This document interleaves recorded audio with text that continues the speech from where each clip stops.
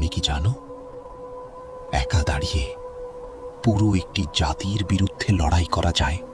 এক অন্ধকার সমাজে জন্ম নিলেন ইব্রাহিম আলাইহিস সালাম, যেখানে সবাই পাথরের মূর্তিকে সিজদা করত।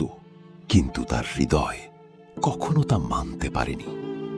তিনি সত্যকে খুঁজে পেলেন এক আল্লাহর মধ্যে। তিনি ঘোষণা দিলেন, এই মূর্তি কোনো ক্ষমতা রাখে না। আমি কেবল বিশ্বজাহানের রবকে ভয় করি।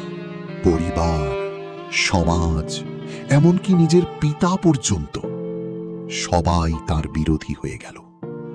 তবুও তিনি পিছপা হলেন না। শেষে তাকে নিক্ষেপ করা হলো লেলিহান আগুনে, এক ভয়ঙ্কর মৃত্যুর দিকে।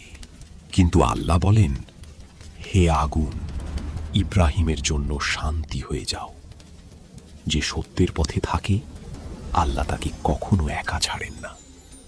সত্যের পথে লড়াই করো, ফল আল্লাহর হাতে।